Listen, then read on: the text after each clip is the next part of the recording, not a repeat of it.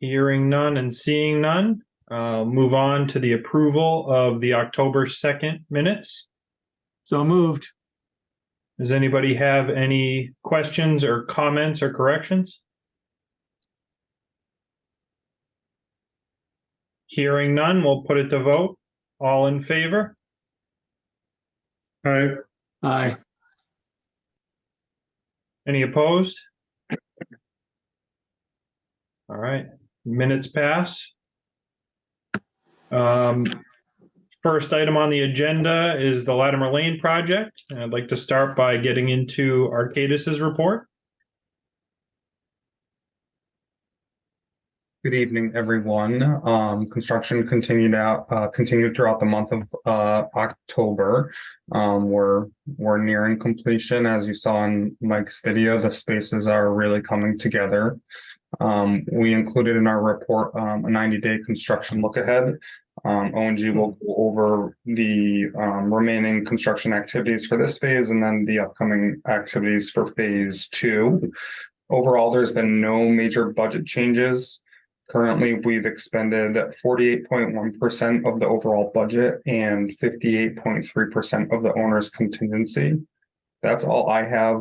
Jack, did you want to say anything now, or is that for later? Oh, we'll get to that later. Perfect. All right, that's all I have. Any questions?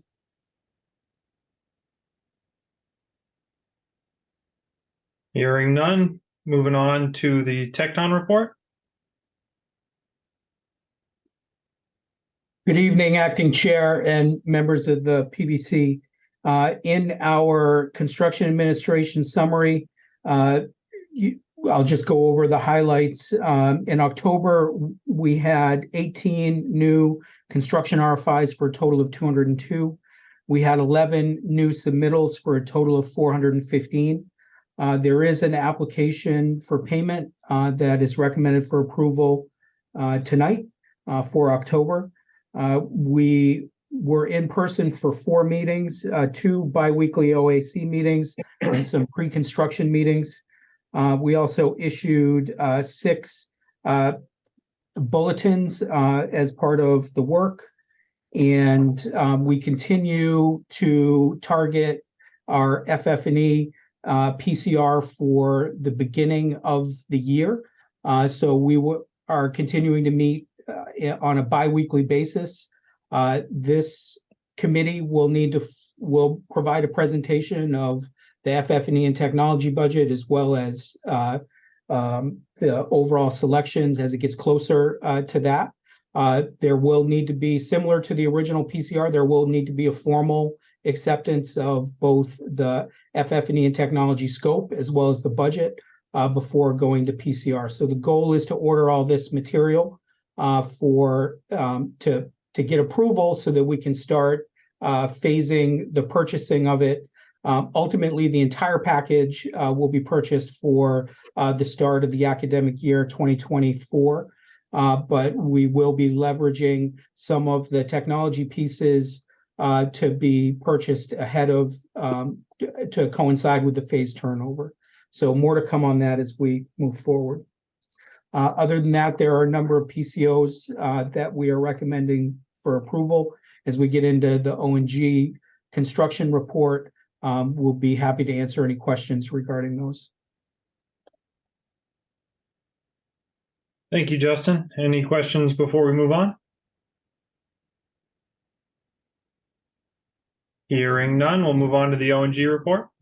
Great. Thanks, Mike. Before I hand it over to the team, I did just want to introduce a transition in staff that we're in the midst of doing on the project site. So Dave Parasol, who many of you have met, I think the walkthroughs, OAC meetings, other meetings, has been with us now and has been on the job for a few months. He's a Simsbury resident, and he is going to be transitioning into the project manager role. Scott Macy, our field superintendent, is going to maintain his role, closely working with the school and Mike, making sure that consistency is there.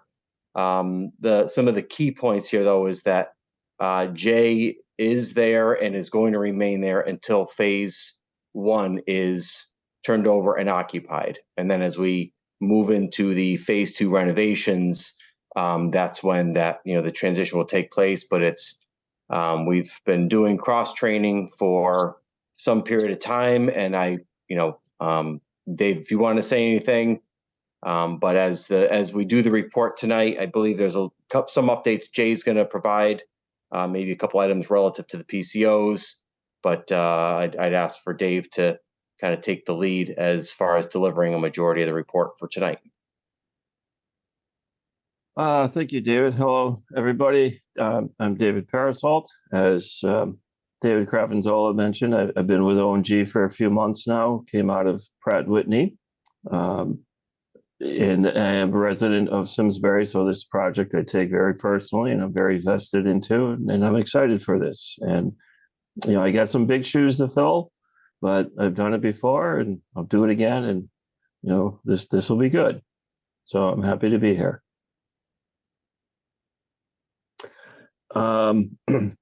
So I guess to get into the report real quick. So as of right now, section building 1A, the academic wing, we are still on target for turning over December 1st. Next week, we do have a punch list walkthrough setup. I think it's Tuesday with Tecton, Arcadis, and ONG. Section 1B, the cafeteria and gym wing. There was a little slip in the schedule there. It's now moved out to December 20th. There are some complications with the soffit in the cafeteria to hide the steel for the operable panels. A little more discussion on that as we move on in the meeting. We are looking at ways to pull the schedule in to bring it back to the December 8th as close as we can. Currently in phase 1, when the report was put together, we were at about 87% completion. We're a little bit over 90% as of this meeting. Phase 2, we were able to accomplish some work during the summer, but we're still holding 2% completion. And phase 3, it's still at 1% completion. For phase 1 work that has been completed and forthcoming, all the above ceiling MEP work is complete. The acoustical ceiling grid was put in, all the cut tiles were put in. We do have a preliminary above ceiling inspection later this week. And with, assuming all goes well, Friday and Monday, we're looking to completely install the ceiling tiles. The millwork is complete. The flooring is complete. The bathroom wall and floor tiles are complete. The lockers have been installed in the hallways. The MEP finishes are nearing completion. Toilet partitions are installed. The railings in building 1 are installed. The room doors and hardware have been installed. And again, as I mentioned, a punch list for that wing is scheduled early part of next week. For phase 1B, the gym and cafeteria wing, the curtain wall and storefront systems are completed. The acoustical tiles will start going in shortly after.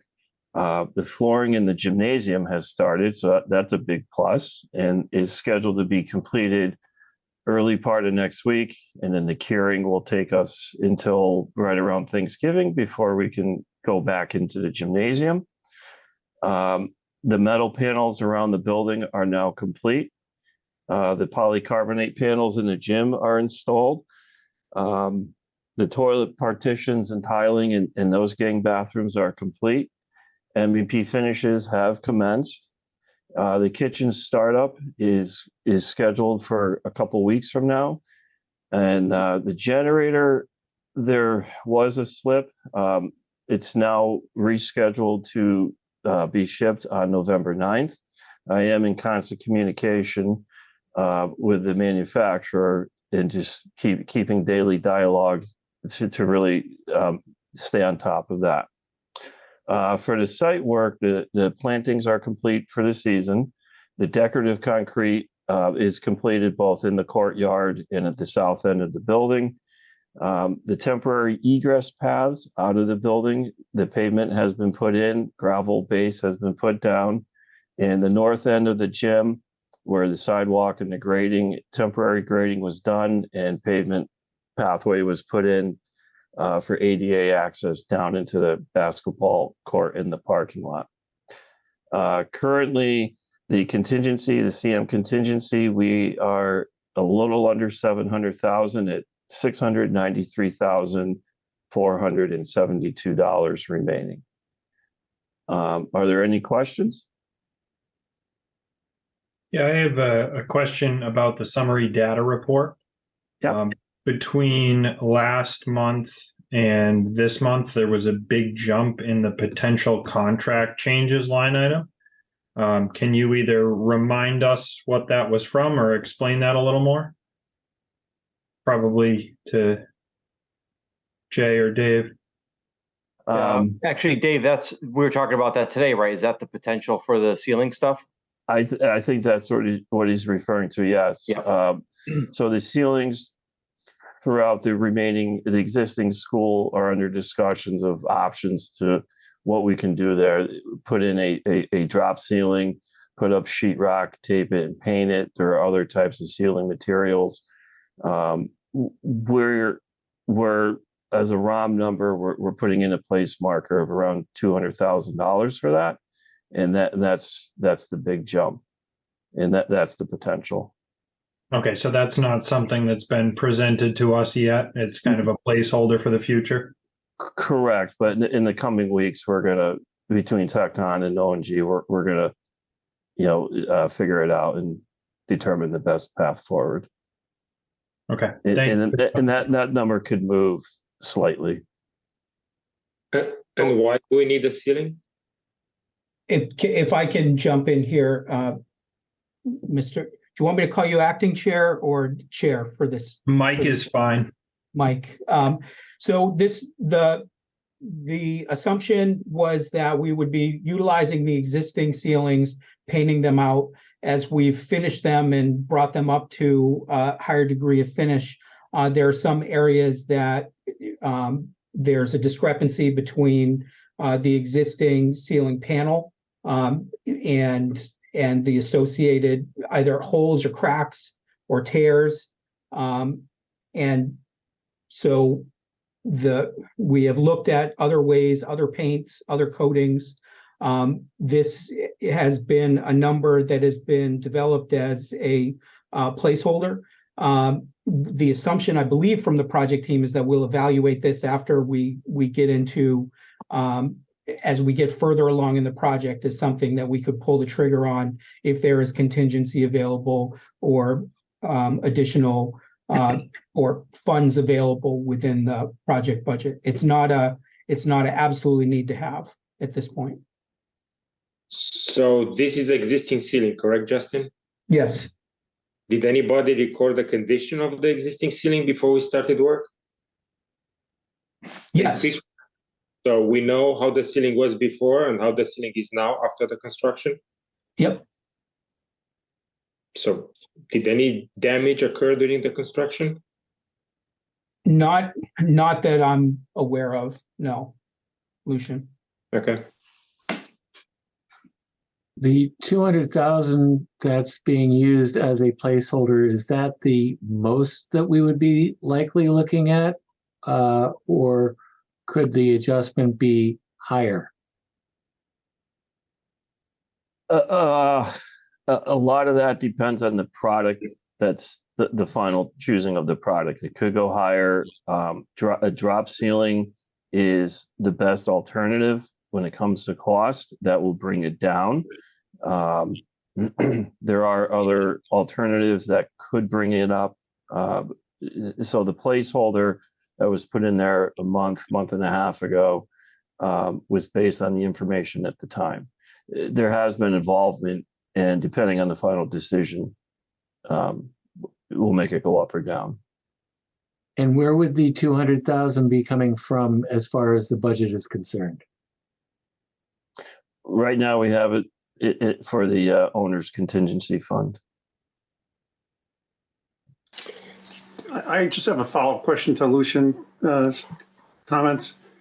Maybe you just help to clarify what has changed from when it was initially inspected and evaluated for reuse or not to what we're making determinations on now? What has changed? Frankly, it is cleaned up considerably, and it is more noticeable the deviation between a painted surface of a coating and a painted surface of the gypcrete behind the existing coating. So it was assumed that it would be better than what's actually happening. The assumption was that we would be able to paint out the surface to be able to hide any of these deviations in a ceiling that is below or above the existing structure, above all the piping, above the ductwork, above the fire protection piping, above the lights. So this ceiling, it's an existing ceiling. Did we put new lights in the ceiling? Yes. Sprinklers, there were sprinklers there? Or Yes. we put new- No, there were no sprinklers there. We installed new Okay, sprinklers. so these new sprinklers, were the sprinklers installed? Yes. So what happens now if you replace the ceiling, if you put a new single? What happens with the sprinklers, with the lights, with whatever mechanical systems that are in the ceiling? Do we have to pay for that, to take them down and put them back? We have someone that Justin, maybe you know, or Jay or Dave, when you know, like as far as the rooms affected by this, which of all of the phase 1A rooms that we're talking about how many actually have this condition? Right. Mostly phase 2 and phase 3, Okay, Yeah. all right. So which we haven't been in yet. right. Okay, so right, So Jake, you just give a little. It's so where we've seen it, it's in the rooms that we got into this summer to get out ahead of some of the other work, right? Yes, correct. Okay, so Lucian, to your point, I believe Jake and Dave, correct me if I'm wrong, but we haven't gone in and installed new things in these rooms yet that would have to be either taken down or modified with the ceiling work. The only thing that is installed is the piping that we ran through phase 2 to get to the phase 1A area, because it all comes from the basement up.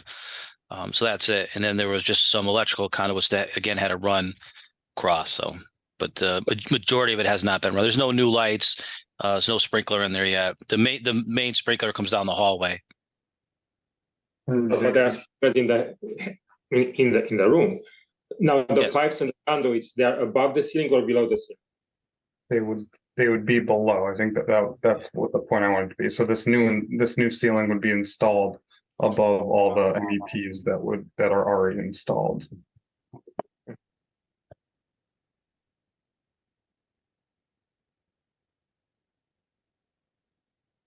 Okay.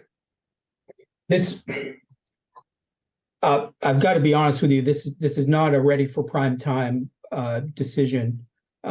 It's a placeholder that's in a budget right now as a potential risk, and we owe a better explanation and a better solution from what the current assumptions are. There's a reason that we elected to utilize the existing to leave open the existing structure and the existing ceiling, and primarily because the existing floor to ceiling height is already so short within the existing classrooms. So we will be better prepared to discuss options at the next meeting, if any. I just, my last comment is, I understand that and I appreciate it. I think the reason it's getting the scrutiny is it's a fairly sizable placeholder. Yeah. Okay, more to follow on that issue. Are there any other questions for O&G or Tecton and Arcadis before we move on to the next part of the meeting? Seeing and hearing none. The next item is the Arcadis additional service request. I don't know if Jack or Jason, you want to bring this up? I can present that, Mike. Over the last few months, the volume of financial transactions that need support has increased, most notably because the state has changed their policies towards our handling of our progress payments. They're at least being consistent to all projects statewide, but the new regime there is requiring not only that we are submitting drawdowns based on actual expenditures, but they want ledgers, they want canceled checks, they want copies of the bills. There's a tremendous amount of paperwork that's going on in order to support this new methodology that the state has adopted. And we had been providing some additional support on the financial controls to begin with, and just moving hours around within our original proposal. But when the state put this additional layer of complexity on top of things, it's more than we can absorb without falling short on our scope of services and cutting corners on something else that we should be doing. So the proposal in front of you tonight is for a change to add more of Emily's time to the process. We're looking at for current and existing through the remainder of the construction period, a total of $12,000 worth of additional fee that would be charged predominantly for Emily's time and financial support.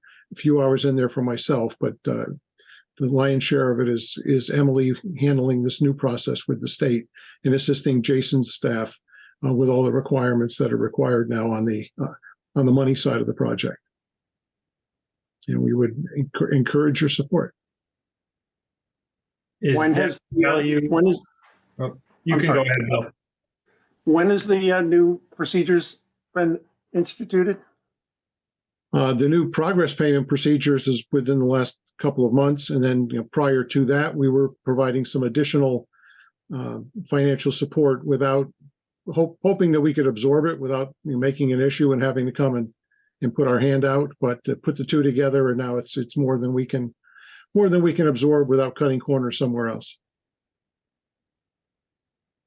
Is the $12,000 associated with a certain number of hours? And the reason I'm asking is I'm assuming any additional services would follow the same rate structure that was part of the initial response to our RFP. It is, in fact, yes. The hourly rates that were part of our contract are yours through the end of the construction in 2024. We're holding fast to those numbers. Generally speaking, it's about doubling Emily's time on the project. When our fee was negotiated by the former chair and former town staff, there was very little asked for in our actual construction phase services for financial controls, saying, well, we've done projects before, we have the capacity.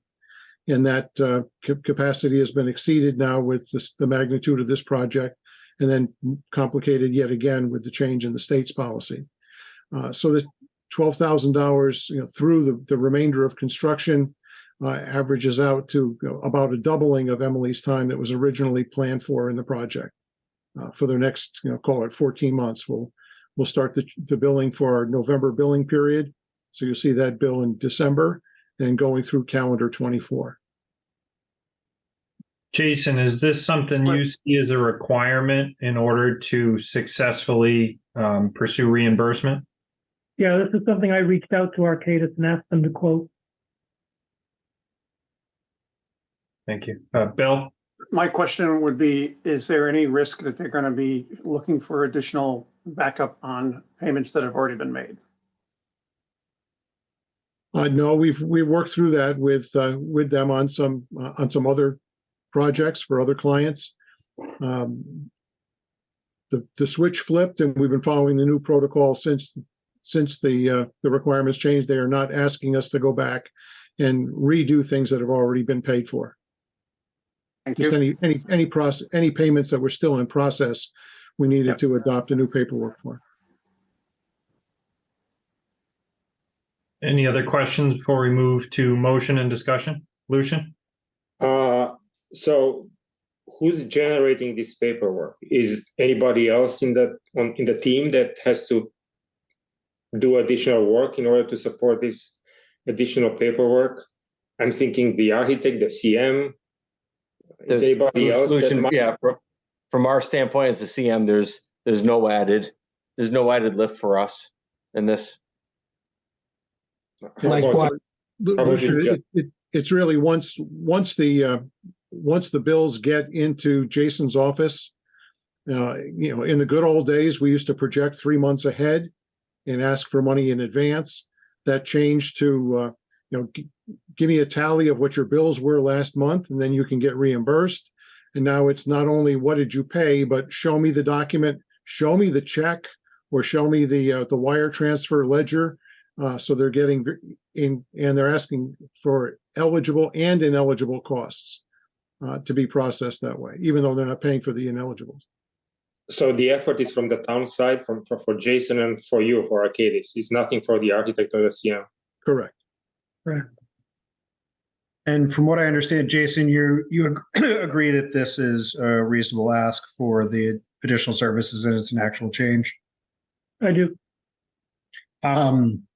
And I assume somewhere in the town's records, we have documentation of the change in process that's kind of initiated this change. What? There was a memo issued by, well, I still call them OSCGR, but issued by the new grants administration office that outlines what their requirements are. And I would say the town has a copy of that memo. So if this ever, why did we change this fee structure? We have something from the state saying fundamentally the services we required were different. Yeah, if Jason doesn't have it, we'll make sure he gets one for record. Okay, that's everything I need. Somebody make a motion? Move to approve the Arcadis invoice. Is that what we're looking at, or is this the? It's not the Arcadis invoice. It's the Arcadis additional service request, and the amount is $12,000. Right. Well, I'll move for that.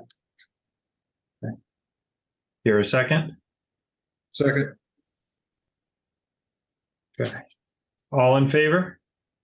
Aye. Any opposed? Hearing none, the motion passes. Thank you. The next item is the PCOs from O&G. Dave, can you walk us through those? Yes, I can. So the first PCO 99, that was for changes to the custodial office behind the new gymnasium area.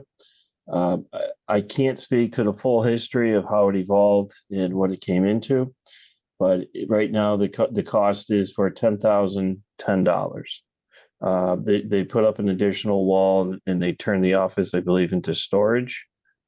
Jason, I don't know if you can, Jay Lucarelli, I don't know if you can help explain it a little further. I can hop in here. Okay. The original custodial office was located elsewhere in the building. We had a large storage area off of the loading dock. Once everything started to be fit out, there was a request to move the custodial office to the closer to the loading dock area.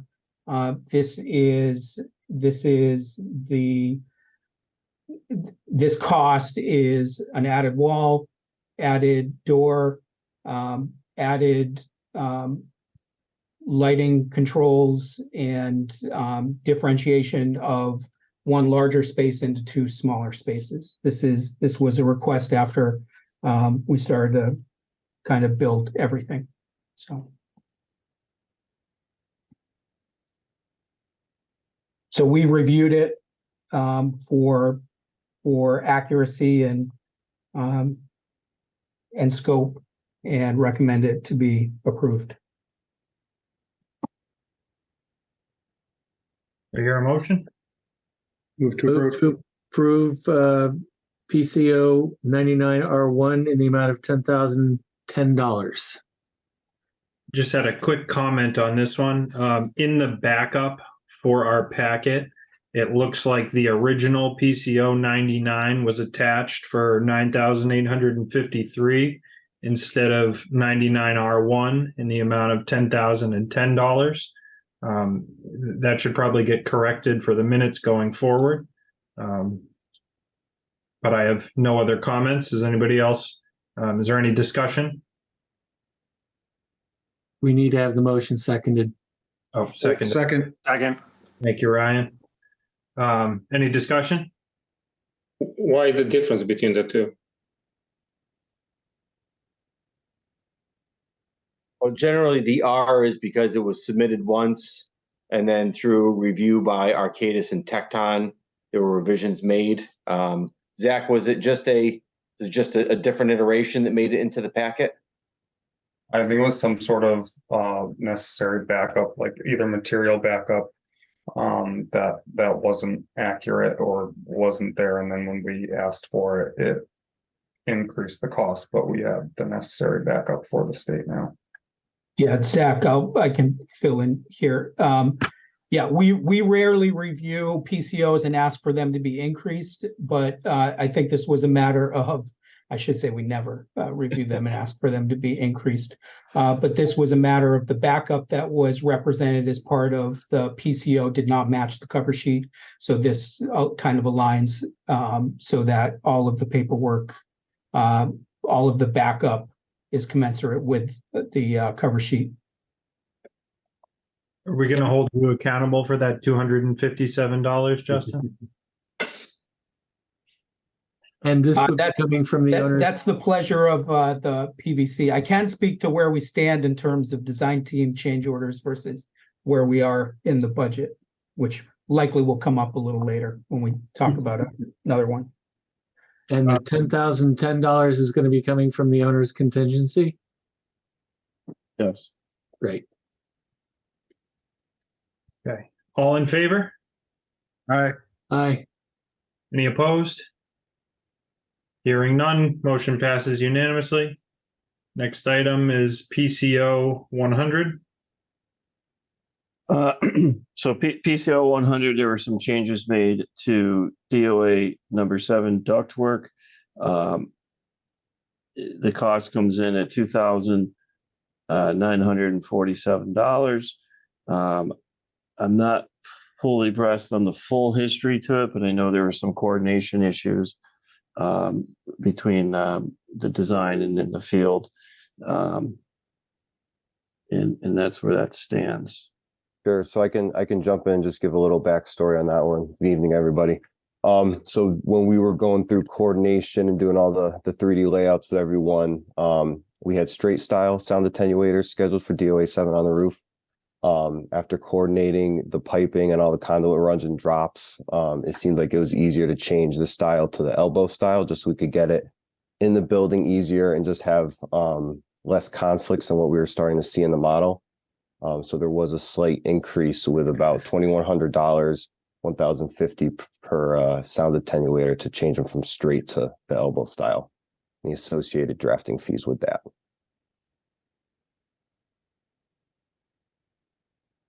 Any other questions before the motion? So Brian, this was, you picked it up in coordination, right? Yep. It wasn't submitted or anything. No, it was not.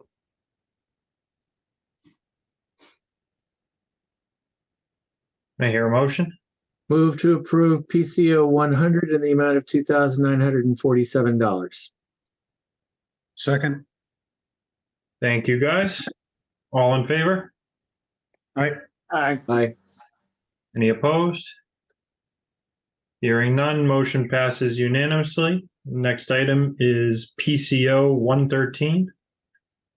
PCO 113, it was found that the dryer vent, the washer and dryer in the back of the cafeteria, there wasn't a vent for the dryer to the outside. Worked with CES, came up with the design, and the cost for that work is $660 per vent from the dryer to the exterior. Any questions? I hear a motion. So moved. Second. All in favor? Aye. Any opposed? Motion is approved unanimously. Item is 114, PCO 114. So PCO 114, a couple months ago, it was requested to turn the coiling door at the kitchen into a motorized door. It was then subsequently turned down, and now it's come back to life. I don't have that cost in front of me right now. I apologize. $5,389. 5389. So This, okay, go ahead, Justin. we had a manual overhead coiling door. The request was made to provide a motor and a control for it.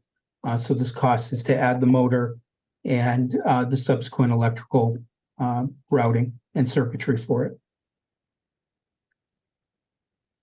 Principal Lizzetti, this is what you want? This is confirming that it's a request coming from you guys?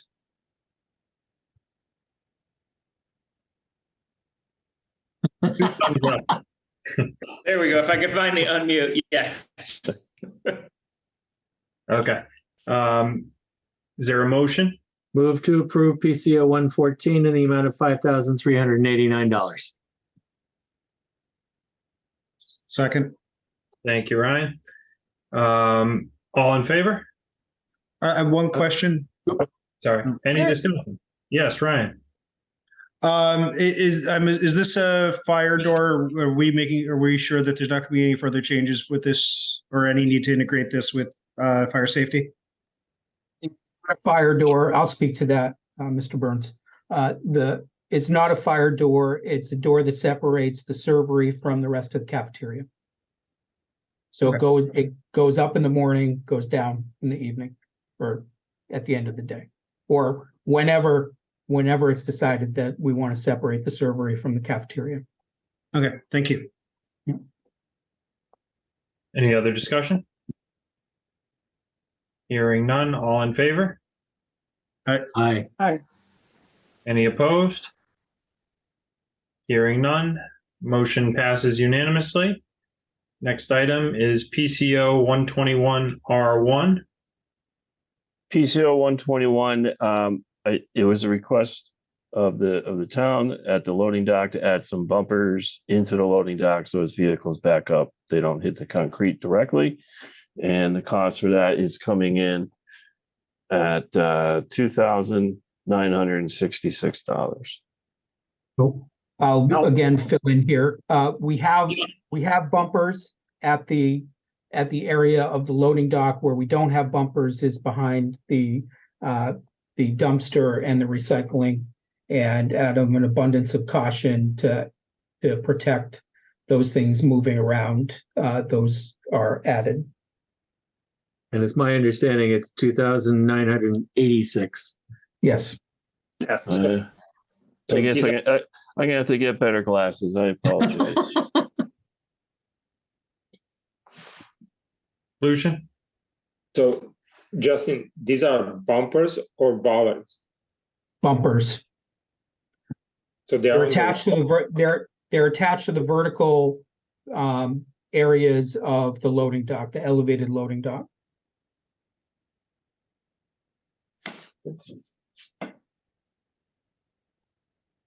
Any other questions?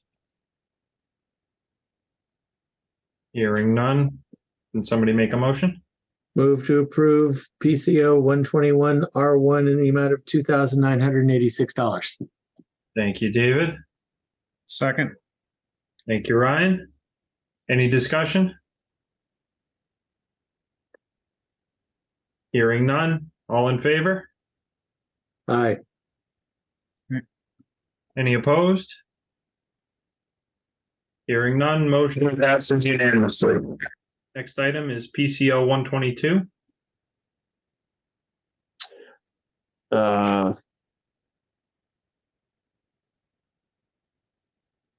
Oh, there it is. Apologies. PCO 122 in building 1A, the door frames that were set in place and then bolted in. We had to bondo the anchor points, grind it down, and paint it.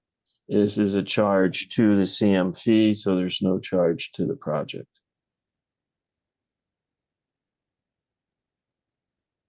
Was this something that was expected, and is it done in accordance with Tecton? It was a coordination issue with on our side. It was a miss. And during buyout. During buyout, yes. And what's the total value of this? Because we do, even though it's coming out of, it's not changing the contract value, there is a cost. There is a cost. I don't have that in front of me. I think it was around 10,662. And this is for all the frames throughout the project. It also includes phase 2 and phase 3 for future. So it's 43 door frames. Thank you. Any other questions? Can I hear a motion? Move to approve PCO number 122. Second. Thank you, guys. All in favor? Aye. Any opposed? Hearing none, motion passes unanimously.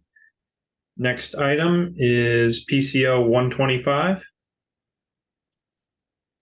PCO 125. There is a change to the Connecticut code. Photoluminescent egress tape isn't required. So we have a credit coming back from the contractor for $7,800. $7,008. Any questions? Is that a full credit from what they bid on? It's a credit on the material and the labor. So what else would be in there besides material? Yeah, so right, none of it was installed anywhere, Dave, right? Yeah, oh yeah, none of it was Deleted the full installed. scope of work from the project. So it's a Yes, full yes. credit. Yeah, full credit. Sorry. Yes. Great, thank you.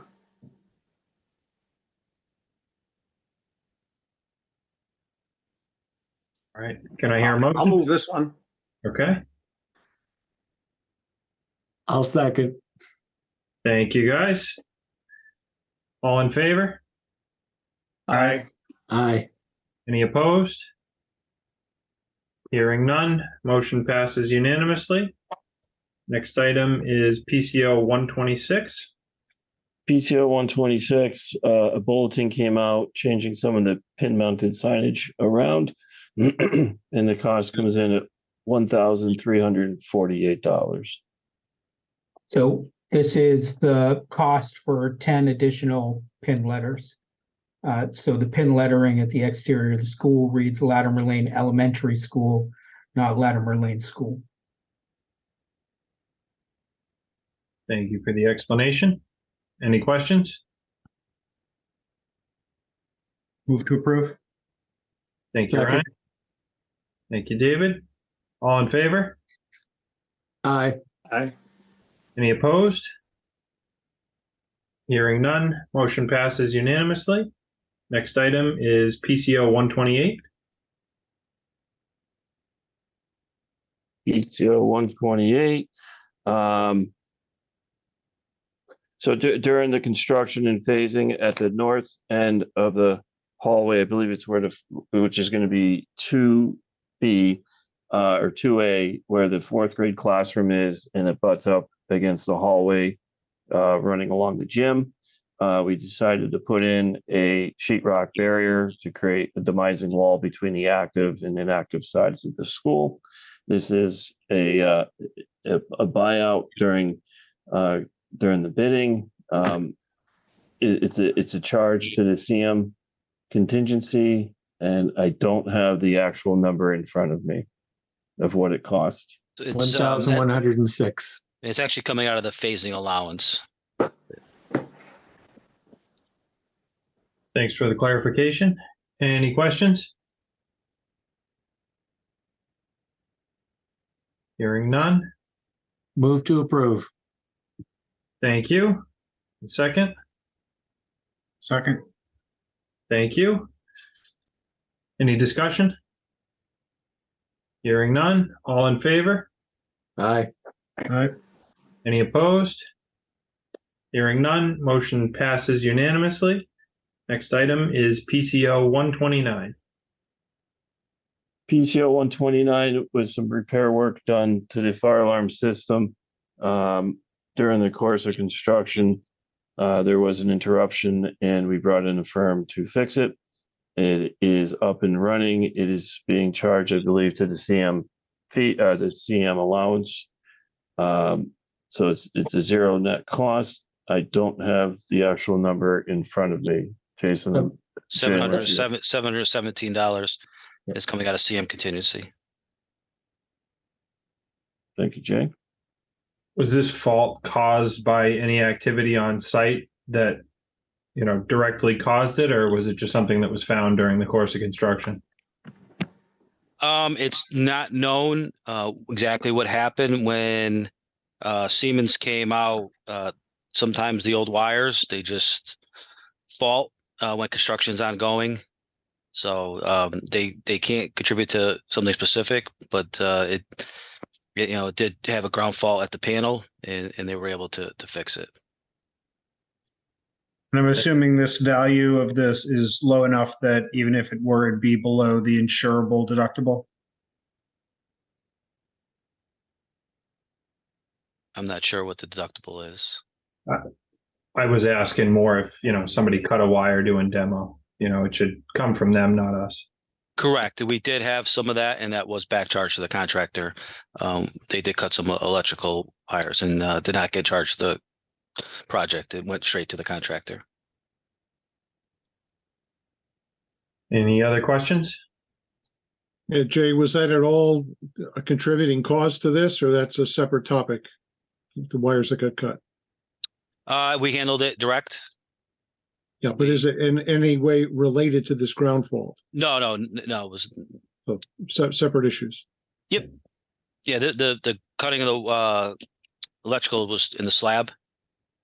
So, and this was somewhere else in the building. It wasn't near the area we were working. Yeah. Thank you. Yep. Can I hear a motion? Move to approve. Thank you. Second. Thank you. Any discussion? Hearing none, all in favor? Aye. Any opposed? Hearing none, motion passes unanimously. Next item is PCO 131. PCO 131 was to paint the temporary wall in the cafeteria. It was erected and decided to be painted. It's going to be charged to the CM allowance. I don't have that number right in front of me at this time. Yeah, so it's in the amount of $991 is coming out the phasing and safety allowance. And this was that large wall that we had talked about a few months ago at the cafeteria that separated the phase 2 and phase 3 work. And so after we had put the wall up and taped it, it was decided that we should paint it. So it's in the amount of $991 coming out of the phasing allowance. Thank you for the explanation. Any other questions? Can I hear a motion? Move to approve. Second. Thank you both. Any discussion? Hearing none, all in favor? Aye. Aye. Any opposed? Hearing none, motion passes unanimously. Last item on the PCO log is PCO number 134. PCO 134 bulletin came out with direction on locations of the directional signage. It was just a location and confirmation. There is no cost for this change. Thank you. Any questions? May I hear a motion? Move to approve. Second. Thank you. Any discussion? Hearing none, all in favor? Aye. Aye. Any opposed? Hearing none, motion passes unanimously. The next item on our agenda is the change event. Jack or Zach, can you discuss this and why it's a little bit different from a change proposal? Yep. So it's called a change event, which is how change orders initially start. So change events then turn into change orders, which we just approved a number of them. For this specific change event, you will likely see the change order next month, but in order to authorize the work to proceed, which needs to happen, prior to phase 1B being complete, we're presenting this with a cost not to exceed. So this is the maximum cost that ONG anticipates the contractor coming in at for this work. And I attached the bulletin, which was distributed for the change. We can approve it in the same fashion, and Justin, maybe you would explain a little bit further in depth what this change is in regards to.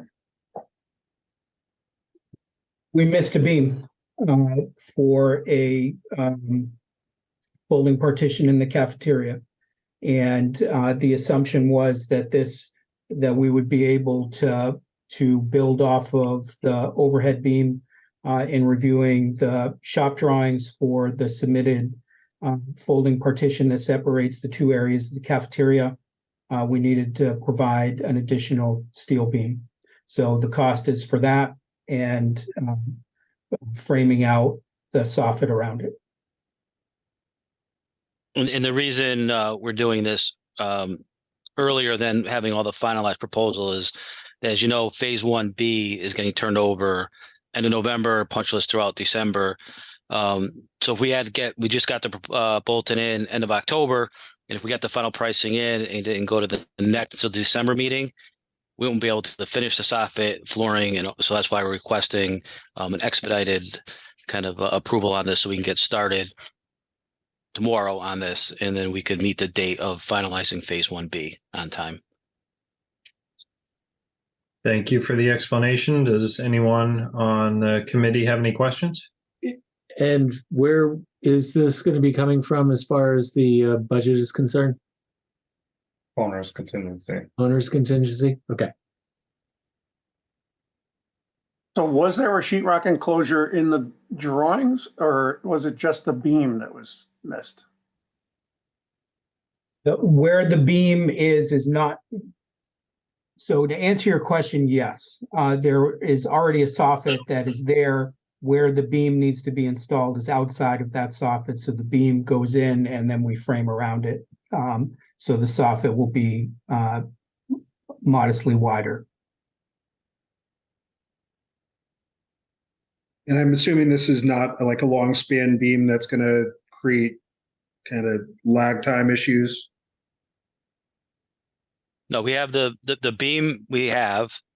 It's just the enclosure. So we already had framed the soffit, and then we were on hold pending the resolution of make sure that beam fits in within the soffit. So there's no additional cost for any drywall because we did install the first face of the drywall and the taping. So it's just the added cost is for the framing and then the mechanicals that had to move. I misunderstood. Thank you. Yeah, so we caught it somewhat ahead of time, so it wasn't fully built.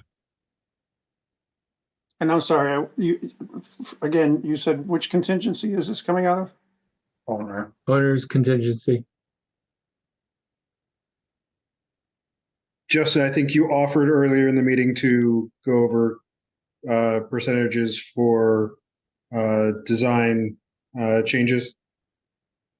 Yeah, and I'll tie these to because obviously nobody likes to defend a PCO like this. But when these issues do come up, our responsibility is to make sure that we develop the right solution for the project and for the client. So in any event, in this, including tonight's including tonight's pay application, the project has spent $18,577,115. That's how much your monthly pay applications. The amount of change orders that have been coded as design. So first of all, Arcadis has this document. I asked for it. They probably should include it as part of the monthly review. But to this point, the amount of change order PCOs that have been approved that are coded to the design team are less than 0.5% of the total construction that has been spent to date. So that's not your overall budget. That's where we are in our current travel. Is this in any way related to the steel drafting issues that we've had, or this was just a missed beam? It was just a missed beam. Okay. Any other questions?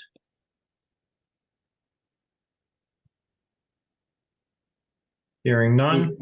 Move to approve the not to exceed $23,600 for this change event, I suppose. Thank you, Ryan. Second. Thank you, David. Just one question. Yep.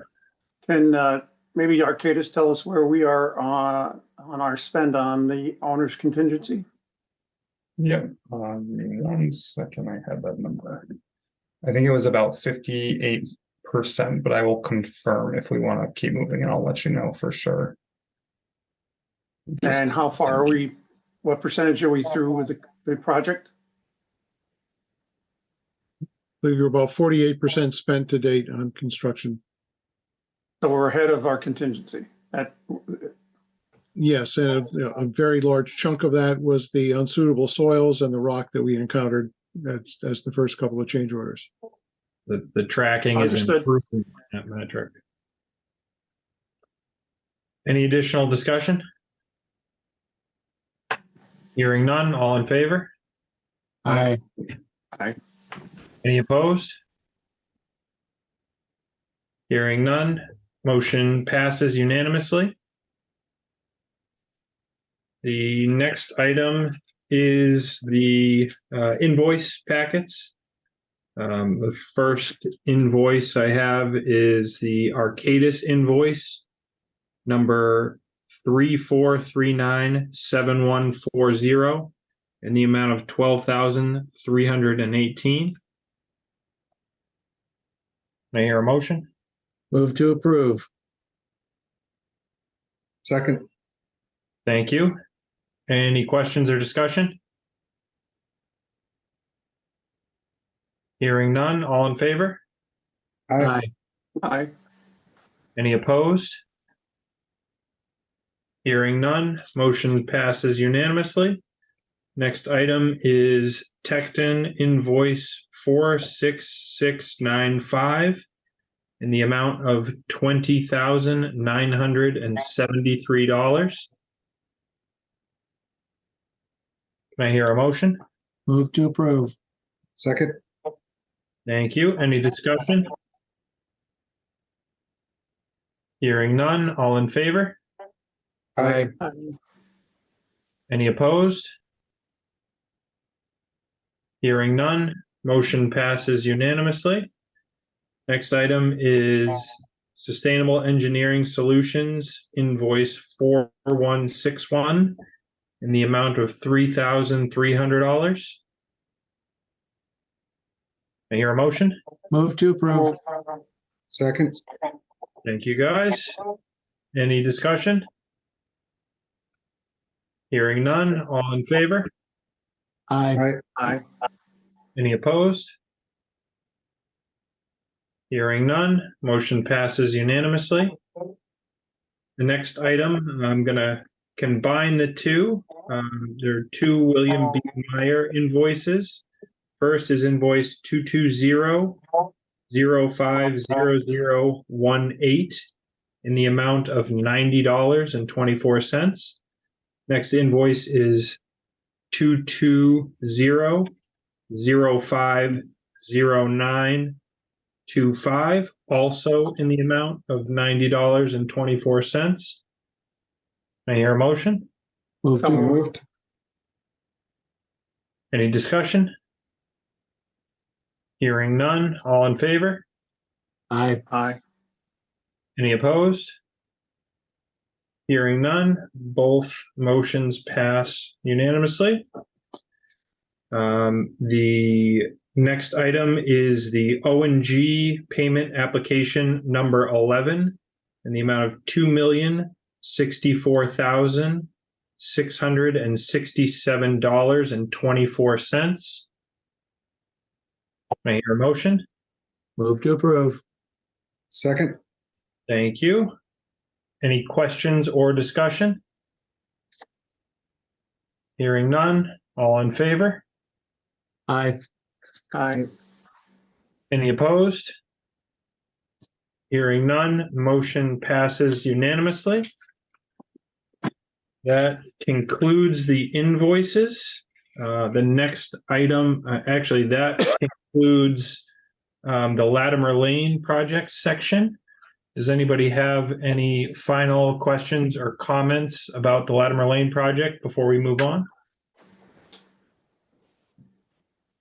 This was noted before the meeting officially started, but thank you, Principal Zetti, for the wonderful video. We definitely appreciate those, and it's good to see there's such enthusiasm for this project. And we look forward to seeing the first phase turned over soon. The next item on our agenda tonight is for Eno Memorial Hall, the HVAC upgrade project introduction. Tom, can you give us a little rundown of what's coming up? Sure. Back in 2019, actually, it's interesting that they're on the call with us. Tecton had done the facilities master plan for the town, and they had identified the need for replacing the mechanicals, including the chiller, boilers, terminal unit, heat pumps, and the building management system at Eno. We have in our current budget just under $400,000 for design services for this year, and we have an anticipated cost of $3.9 million for all of this work that we're hoping to complete in fiscal 24-25. Due to the scope of this project and with it being a public building, even though all of the money is town funded, we thought it would be appropriate to run this through the public building committee process. At this point, we have done a RFP for design services. We received 4 proposals. Our internal staff review has narrowed it to one firm that we feel is best qualified. And if the PBC is comfortable, we would like to move forward with that one firm to come up with a scope and fee, which we would then present at a later meeting for approval by the PBC. I have a couple of questions, kind of kick it off, and I'm sure there's going to be some more questions. Sure. As we found with the Latimer project, 2019 budgeting translating into 2025 expenses is pretty much a generation away. Has any updates been made to Tecton's original numbers so that we don't have a funding issue going forward? This is still a placeholder. We are just now starting our capital budgeting process, and we are looking to increase that. And like you said, increase it substantially. Unfortunately, it would have been great if we could have been further along in the design process where we would have had the professional services on board already. But I guess long and short of it is I think we need to evaluate that number before we finalize the town's capital budget process in December. Okay, thank you. Just to add to that, maybe another way to ask the question is, Tom, when did you originally anticipate building this project, and what kind of contingencies did you place into your budgeting? This number is from the Tecton report with some escalators associated with it, but by no means escalators that are appropriate for the current market. So we're evaluating what the right number should be, like I said, over the next few weeks as we finalize our capital budget. I don't have a ton of history on the committee, But it seems like the typical involvement would be to be part of the interview and selection process for the design firm. Not saying I have any hesitations, but is there any issue with us getting assigned a project after that step has already taken place? No, I don't see it as an issue, and we could work it either way. Right now, like I said, we've received proposals from 4 firms. Internal committee has reviewed it. We could certainly send the proposals to this larger body. We're just a little behind in terms of trying to get this wrapped up so that we'll be in a position to be going forward next summer with the construction. Understood.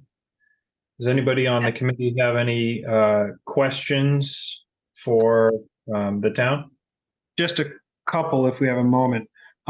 First, as we learned with the HVAC installations for Latimer Lane, the Green Energy Task Force was a little frustrated by being brought in late in the game. Have they been kind of brought into this process at all? And, are we going to hear from them after the fact? I'm sure they'll have some input and some concerns. One of the things we did do before we even went out with our proposals, we had done an evaluation as to whether or not geothermal was an option. In terms of being cost effective, the answer came back that it's not. It's just simply for that site was not a very cost effective alternative. Sort of where we'd love to have this body and to also invite what is now the Sustainability Committee's involvement is to have that larger discussion of whether or not the town sees the value in a demonstration project that is not necessarily going to ever have a payback within the life of the project. Yeah, we're not a policy body, so it's we'll try to effectively build whatever gets assigned to the committee, but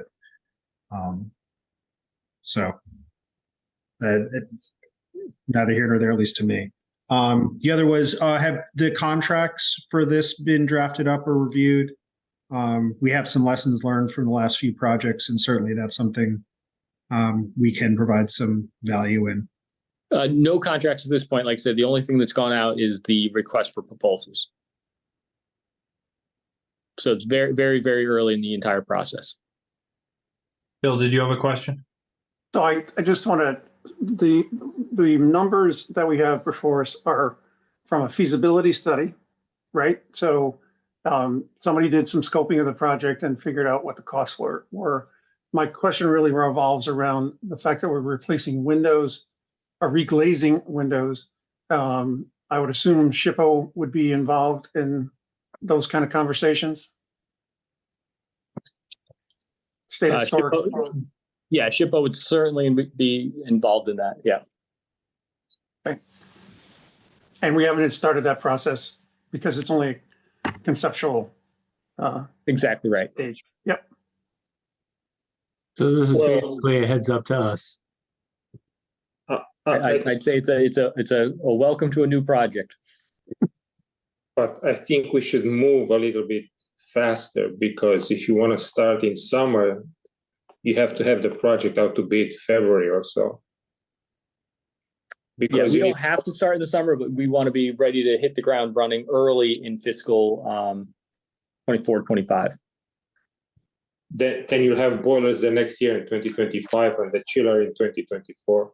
It could be the case. Yeah. And is this budgeted for both years, or how's it budgeted? With the capital projects on the town side, you'll have with it essentially a 3-year period to get it expended. The sooner we do expend it, the less risk in terms of inflationary costs. Mm-hmm. This has already been voted on as far as the capital expenditures are concerned. The only thing that has been voted on this at this point, or allocated at this point, is the just under $400,000 for design services. The $3.9 million was included in the 6-year capital plan last year, but it's not actually voted on because it was a year 2 expenditure. Okay. But it's on their radar. Exactly. what are the next steps for us as a committee, Tom? I think there's a choice. I can go with the firm that was internally selected, and we can have a scope and fee prepared and bring this back to the body. Or if you would like to see all of the proposals, I can have all of the proposals distributed, and we can take that extra step. In the interest of time, I'm thinking it may be good to kind of move in both directions. If we could have that information, but also have you starting to prepare the firm that you selected for our approval. And then we may have more questions and discussions. Is this something that needs to be voted on ahead of next month's meeting? Is it something we need the information by email, or is 1 month long enough, or does that give the design team enough time to finish in order for it to go out to bid in the time frame you need? I think what we could do is, as part of next month's package, we could certainly have the scope and fee for the one firm, and I would have no problem sending to the committee members an email of the 4 proposals that we received with an indication of which one we saw as the most qualified for this particular engagement.